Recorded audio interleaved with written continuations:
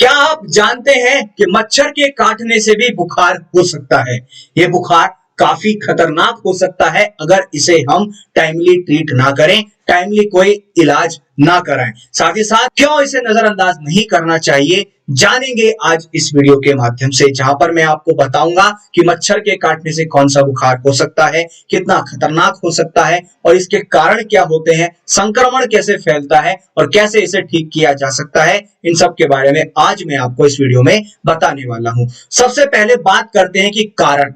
इसका जो प्रमुख कारण है वो सिर्फ और सिर्फ ये है कि जो एक फीमेल मस्किटो होती है, एनोफिल्स मस्किटो नाम की, जब ये बाइट करती है, जब ये काटती है किसी भी एक इंसान को जिसको फीवर हुआ होता है और वहां से ब्लड लेती है, फिर दूसरे किसी इंसान में जाती है, उसको काटती है, वहां पर वो जो है संक्रमण फैलाती है इस तरीके से, तो ये मलेरिया बुखार हो जाता है। मलेरिया बुखार का जो कारण है वो सिर्फ और सिर्फ इस फीमेल एनोफिल्स मस्किटो की वजह से होता है। जब ये किसी को काटती है, ये मच्छरी काटती है या ये मच्छर काटता है, तब ये बुखार हमें हो जाता है।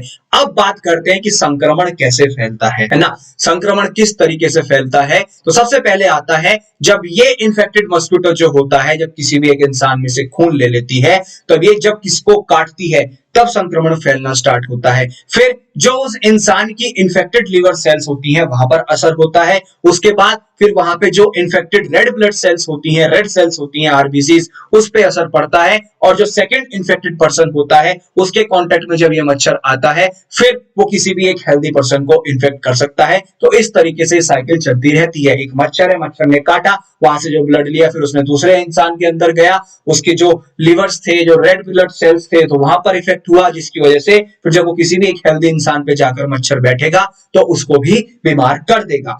अब बात आती है कि इसे हम मेडिकल टर्म में क्या कहते हैं। जो बुखार है मच्छर के काटने से होता है, ये क्या होता है? इसे हम कहते हैं मलेरिया। आपने नाम जरूर सुना होगा, जो मलेरिया बुखार होता है वो इसी तरीके से होता है, एक मच्छर के काटने से ये बुखार होता है, जिसका नाम होता है एनोफिल्स मस्किटो।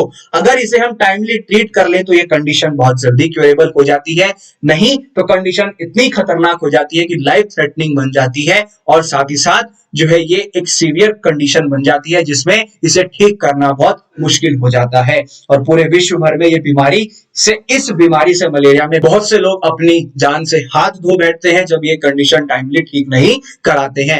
अब बात करते हैं कि इस बुखार को कैसे ठीक किया जा सकता है, मलेरिया को हम कैसे ठीक कर सकते हैं। सबसे पहले तो जो हमारा एक स्टिल वाटर होता है, यानी कि जहां पर पानी जमा हुआ होता है, वहां पर हम बेसिकली केरोसिन ऑयल को स्प्रेड कर दें। अगर हमारे पास कोई रेपेलेंट्स नहीं होते, इंसेक्ट किलर नहीं है, तो हम केरोसिन ऑयल को वहां पर डाल दें, क्योंकि ये बैठे हुए पानी में बहुत ज्यादा होता है। वहां पर इस मच्छर के अंडे होते हैं जिससे कि नए मच्छर बनते हैं। नेक्स्ट, हाइजीन प्रॉपर रखनी है हमें, यानी कि जो हमारा रख रखाव है वो बहुत अच्छा होना चाहिए, साफ सफाई बहुत अच्छी होनी चाहिए, गंदगी ना हो हमारे आसपास में, हमारे घर में, और खुद से हम टाइमली अपने हाथ धोते रहें, बॉडी को वॉश करते रहें। नेक्स्ट आता है मस्किटो रेपेलेंट हमें यूज करना चाहिए, ठीक है। अगर मस्किटो रेपेलेंट हम यूज करते हैं तब भी इससे बचाव हो सकता है। और लास्ट आता है मेडिसिन।